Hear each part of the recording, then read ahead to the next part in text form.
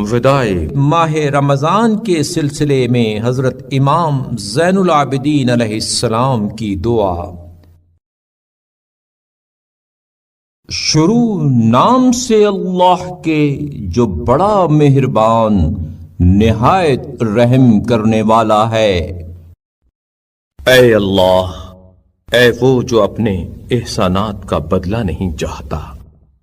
اے وہ جو عطا و بخشش پر پشیمان نہیں ہوتا، اے وہ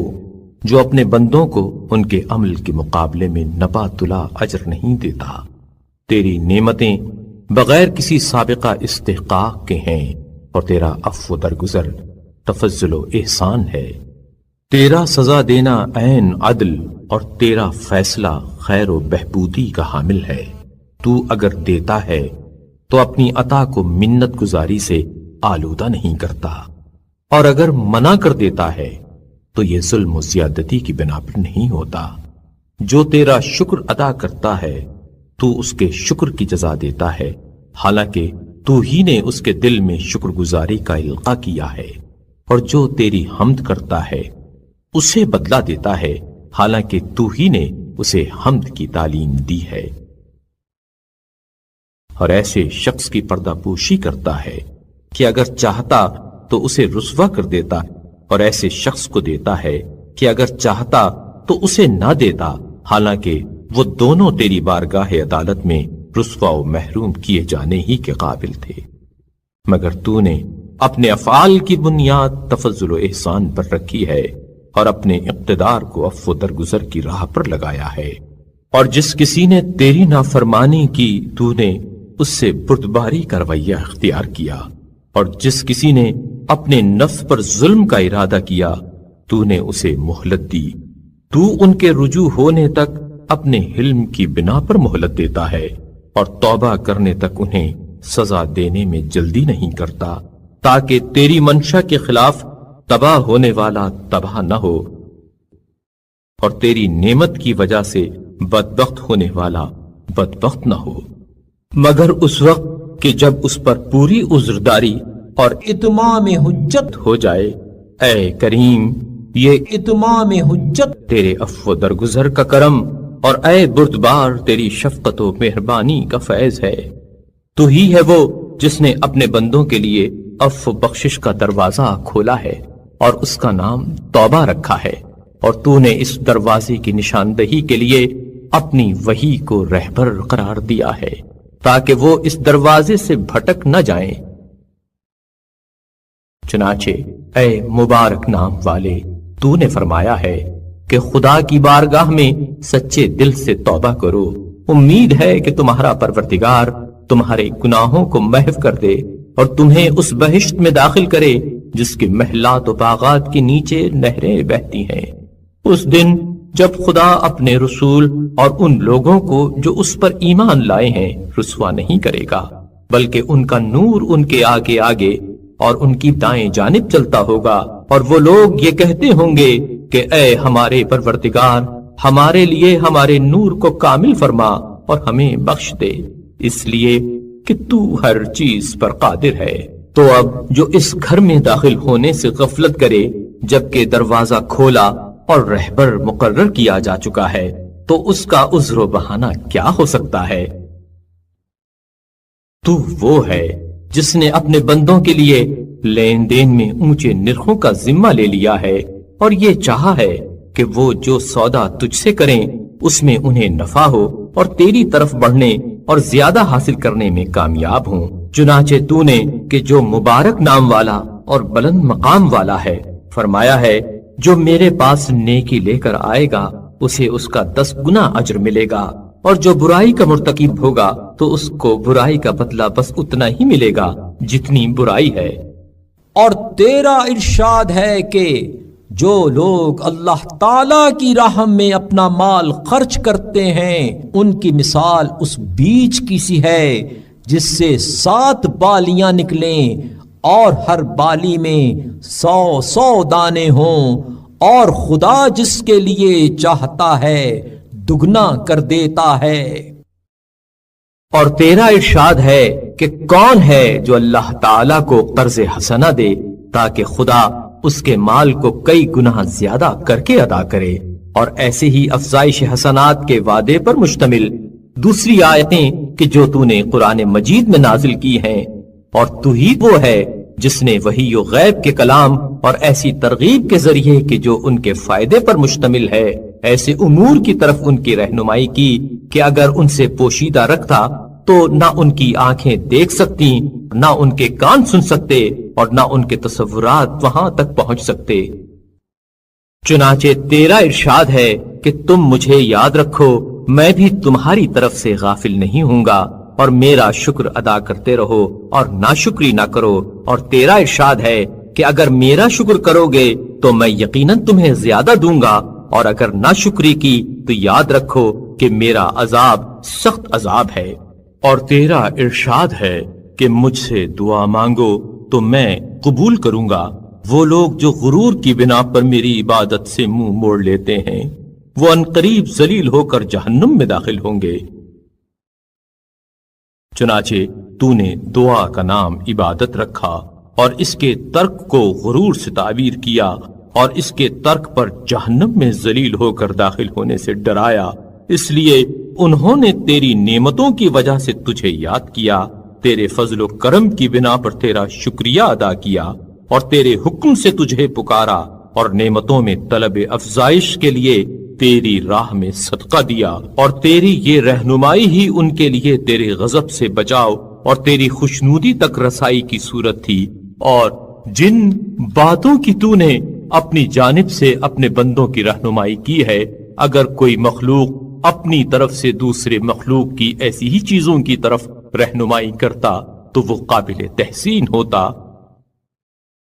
تو پھر تیرے ہی لیے حمد و ستائش ہے جب تک تیری حمد کے لیے راہ پیدا ہوتی رہے، اور جب تک حمد کے وہ الفاظ جن سے تیری تحمید کی جا سکے، اور حمد کے وہ معنی جو تیری حمد کی طرف پلٹ سکیں باقی رہیں۔ اے وہ جو اپنے فضل و احسان سے بندوں کی حمد کا سزاوار ہوا ہے اور انہیں اپنی نعمت و بخشش سے ڈھانپ لیا ہے، ہم پر تیری نعمتیں کتنی آشکارا ہیں، اور تیرا انعام کتنا فراواں ہے، اور کس قدر ہم تیرے انعام و احسان سے مخصوص ہیں۔ تو نے اس دین کی جسے منتخب فرمایا، اور اس طریقے کی جسے پسند فرمایا، اور اس راستے کی جسے آسان کر دیا، ہمیں ہدایت کی، اور اپنے ہاں قرب حاصل کرنے اور عزت و بزرگی تک پہنچنے کے لیے بصیرت دی۔ بار الہا، تو نے ان منتخب فرائض اور مخصوص واجبات میں سے ماہ رمضان کو قرار دیا ہے، جسے تو نے تمام مہینوں میں امتیاز بخشا اور تمام وقتوں اور زمانوں میں اسے منتخب فرمایا ہے، اور اس میں قرآن اور نور کو نازل فرما کر اور ایمان کو فروغ و ترقی بخش کر اسے سال کے تمام اوقات پر فضیلت دی، اور اس میں روزے واجب کیے اور نمازوں کی ترغیب دی، اور اس میں شب قدر کو بزرگی بخشی جو خود 1000 مہینوں سے بہتر ہے۔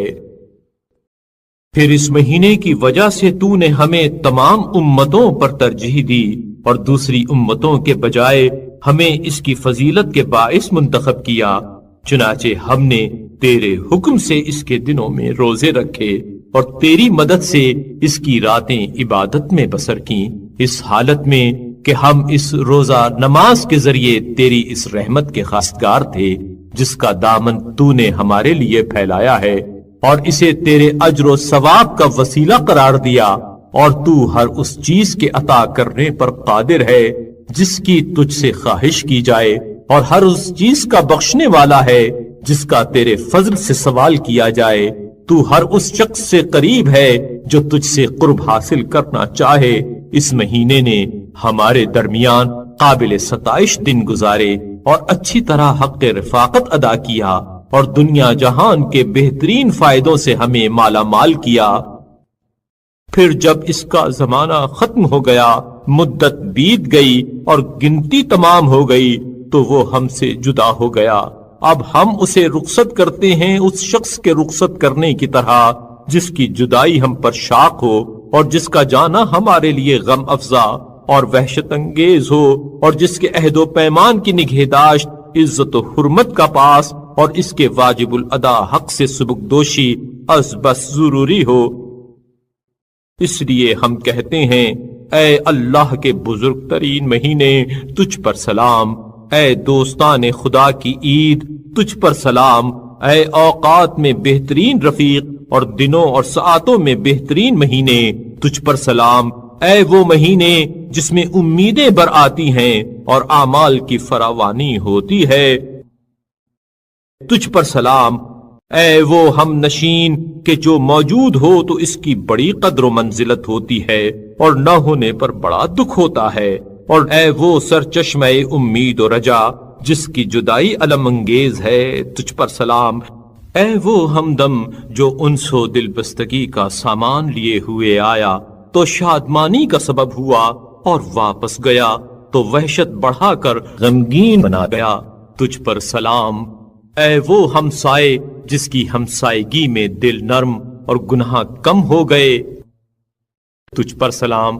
اے وہ مددگار جس نے شیطان کے مقابلے میں مدد و اعانت کی، اے وہ ساتھی جس نے حسن عمل کی راہیں ہموار کی تجھ پر سلام، اے ماہ رمضان تجھ میں اللہ کے آزاد کیے ہوئے بندے کس قدر زیادہ ہیں، اور جنہوں نے تیری حرمت و عزت کا پاس و لحاظ رکھا وہ کتنے خوش نصیب ہیں تجھ پر سلام، تو کس قدر گناہوں کو محو کرنے والا اور قسم قسم کے عیبوں کو چھپانے والا ہے تجھ پر سلام، تو گناہگاروں کے لیے کتنا طویل اور مومنوں کے دلوں میں کتنا پرہیبت ہے تجھ پر سلام، اے وہ مہینے جس سے دوسرے ایام ہمسری کا دعویٰ نہیں کر سکتے تجھ پر سلام، اے وہ مہینے جو ہر امر سے سلامتی کا باعث ہے تجھ پر سلام، اے وہ جس کی ہم نشینی بار خاطر اور معاشرت ناگوار نہیں تجھ پر سلام، جبکہ تو برکتوں کے ساتھ ہمارے پاس آیا اور گناہوں کی آلودگیوں کو دھو دیا تجھ پر سلام، اے وہ جسے دل تنگی کی وجہ سے رخصت نہیں کیا گیا اور ناخستگی کی وجہ سے اس کے روزے چھوڑے گئے تجھ پر سلام، اے وہ کہ جس کے آنے کی پہلے سے خواہش تھی اور جس کے ختم ہونے سے قبل ہی دل رنجیدہ ہیں تجھ پر سلام، تیری وجہ سے کتنی برائیاں ہم سے دور ہو گئیں اور کتنی بھلائیوں کے سرچشمے ہمارے لیے جاری ہو گئے تجھ پر سلام، اے ماہ رمضان تجھ پر اور اس شب قدر پر جو 1000 مہینوں سے بہتر ہے سلام ہو، ابھی کل ہم کتنے تجھ پر وارفتہ تھے اور آنے والے کل میں ہمارے شوق کی کتنی فراوانی ہوگی تجھ پر سلام، اے ماہ مبارک تجھ پر اور تیری ان فضیلتوں پر جن سے ہم محروم ہو گئے اور تیری گزشتہ برکتوں پر جو ہمارے ہاتھ سے جاتی رہیں سلام ہو، اے اللہ ہم اس مہینے سے مخصوص ہیں جس کی وجہ سے تو نے ہمیں شرف بخشا اور اپنے لطف و احسان سے اس کی حق شناسی کی توفیق دی، جبکہ بد نصیب لوگ اس کے وقت کی قدر و قیمت سے بے خبر تھے اور اپنی بدبختی کی وجہ سے اس کے فضل سے محروم رہ گئے، اور تو ہی ولی و صاحب اختیار ہے کہ ہمیں اس کی حق شناسی کے لیے منتخب کیا اور اس کے احکام کی ہدایت فرمائی، بے شک تیری توفیق سے ہم نے اس ماہ میں روزے رکھے، عبادت کے لیے قیام کیا مگر کمی و کوتاہی کے ساتھ، اور مشتی از خروار سے زیادہ نہ بجا لا سکے۔ اے اللہ ہم اپنی بدعمالی کا اقرار اور سہل انگاری کا اعتراف کرتے ہوئے تیری حمد کرتے ہیں، اور اب تیرے لیے کچھ ہے تو وہ ہمارے دلوں کی واقعی شرمساری اور ہماری زبانوں کی سچی معذرت ہے، لہذا اس کمی و کوتاہی کے باوجود جو ہم سے ہوئی ہے ہمیں ایسا اجر عطا کر کہ ہم اس کے ذریعے دلخواہ فضیلت و سعادت کو پا سکیں اور طرح طرح کے اجر و ثواب کے ذخیرے جن کے ہم آرزو مند تھے اس کے عوض حاصل کر سکیں، اور ہم نے تیرے حق میں جو کمی و کوتاہی کی ہے اس میں ہمارے عذر کو قبول فرما اور ہماری عمر آئندہ کا رشتہ آنے والے ماہ رمضان سے جوڑ دے، اور جب اس تک پہنچا دے تو جو عبادت تیرے شایان شان ہو اس کے بجا لانے پر ہماری اعانت فرمانا، اور اس اطاعت پر جس کا وہ مہینہ سزاوار ہے عمل پیرا ہونے کی توفیق دینا اور ہمارے لیے ایسے نیک اعمال کا سلسلہ جاری رکھنا کہ جو زمانہ زیست کے مہینوں میں ایک کے بعد دوسرے ماہ رمضان میں تیری حق ادائیگی کا باعث ہوں۔ اے اللہ، ہم نے اس مہینے میں جو صغیرہ یا کبیرہ معصیت کی ہو یا کسی گناہ سے آلودہ اور کسی خطا کے مرتکب ہوئے ہوں، جان بوجھ کر یا بھولے چوکے خود اپنے نفس پر ظلم کیا ہو یا دوسرے کا دامن حرمت چاک کیا ہو، تو محمد اور ان کی آل پر رحمت نازل فرما اور ہمیں اپنے پردے میں ڈھانپ لے اور اپنے عفو درگزر سے کام لیتے ہوئے معاف کر دے، اور ایسا نہ ہو کہ اس گناہ کی وجہ سے طنز کرنے والوں کی آنکھیں ہمیں گھوریں اور تانا زنی کرنے والوں کی زبانیں ہم پر کھلیں، اور اپنی شفقت بے پایہ سے اور مرحمت روز افزوں سے ہمیں ان اعمال پر کار بند کر کہ جو ان چیزوں کو برطرف کریں اور ان باتوں کی تلافی کریں جنہیں تو اس ماہ میں ہمارے لیے ناپسند کرتا ہے۔ اے اللہ، محمد اور ان کی آل پر رحمت نازل فرما اور اس مہینے کے رخصت ہونے سے جو قلق ہمیں ہوا ہے اس کا چارہ کر، اور عید اور روزہ چھوڑنے کے دن کو ہمارے لیے مبارک قرار دے اور اسے ہمارے گزرے ہوئے دنوں میں بہترین دن قرار دے جو عفو درگزر کو سمیٹنے والا اور گناہوں کو محو کرنے والا ہو، اور تو ہمارے ظاہر و پوشیدہ گناہوں کو بخش دے۔ بار الہا، اس مہینے کے الگ ہونے کے ساتھ تو ہمیں گناہوں سے الگ کر دے، اور اس کے نکلنے کے ساتھ تو ہمیں برائیوں سے نکال لے، اور اس مہینے کی بدولت اس کو آباد کرنے والوں میں ہمیں سب سے بڑھ کر خوشبخت، بانصیب اور بہرمند قرار دے۔ اے اللہ، جس کسی نے جیسا چاہا اس مہینے کا پاس و لحاظ کیا ہو اور کما حقہ اس کا احترام ملحوظ رکھا ہو اور اس کے احکام پر پوری طرح عمل پیرا رہا ہو اور گناہوں سے جس طرح بچنا چاہے اس طرح بچا ہو، یا بنیت تقرب ایسا عمل خیر بجا لایا ہو جس نے تیری خوشنودی اس کے لیے ضروری قرار دی ہو اور تیری رحمت کو اس کی طرف متوجہ کر دیا ہو، تو جو اسے بخشے ویسا ہی ہمیں بھی اپنی دولت بے پایہ میں سے بخش، اور اپنے فضل و کرم سے اس سے بھی کئی گنا زائد عطا کر، اس لیے کہ تیرے فضل کے سوتے خشک نہیں ہوتے اور تیرے خزانے کم ہونے میں نہیں آتے بلکہ بڑھتے ہی جاتے ہیں، اور نہ تیرے احسانات کی کانیں فنا ہوتی ہیں، اور تیری بخشش و عطا تو ہر لحاظ سے خوشگوار بخشش و عطا ہے۔ اے اللہ، محمد اور ان کی آل پر رحمت نازل فرما، اور جو لوگ روز قیامت تک اس ماہ کے روزے رکھیں یا تیری عبادت کریں ان کے اجر و ثواب کے مانند ہمارے لیے اجر و ثواب ثبت فرما۔ اے اللہ، ہم اس روز فطر میں جسے تو نے اہل ایمان کے لیے عید و مسرت کا روز اور اہل اسلام کے لیے اجتماع و تعاون کا دن قرار دیا ہے، ہر اس گناہ سے جس کے ہم مرتکب ہوئے ہوں اور ہر اس برائی سے جسے پہلے کر چکے ہوں اور ہر بری نیت سے جسے دل میں لیے ہوئے ہوں، اس شخص کی طرح توبہ کرتے ہیں جو گناہوں کی طرف دوبارہ پلٹنے کا ارادہ نہ رکھتا ہو اور نہ توبہ کے بعد خطا کا مرتکب ہوتا ہو، ایسی سچی توبہ جو ہر شک و شبہ سے پاک ہو۔ تو اب ہماری توبہ کو قبول فرما، ہم سے راضی و خوشنود ہو جا اور ہمیں اس پر ثابت قدم رکھ۔ اے اللہ، گناہوں کی سزا کا خوف اور جس ثواب کا تو نے وعدہ کیا ہے اس کا شوق ہمیں نصیب فرما، تاکہ جس ثواب کے تجھ سے خواہش مند ہیں اس کی لذت اور جس عذاب سے پناہ مانگ رہے ہیں اس کی تکلیف و اذیت پوری طرح جان سکیں، اور ہمیں اپنے نزدیک ان توبہ گزاروں میں سے قرار دے جن کے لیے تو نے اپنی محبت کو لازم کر دیا ہے اور جن سے فرما برداری و اطاعت کی طرف رجوع ہونے کو تو نے قبول فرمایا ہے۔ اے عدل کرنے والوں میں سب سے زیادہ عدل کرنے والے، اے اللہ، ہمارے ماں باپ اور ہمارے تمام اہل مذہب و ملت خواہ وہ گزر چکے ہوں یا قیامت کے دن تک آئندہ آنے والے ہوں، سب سے درگزر فرما۔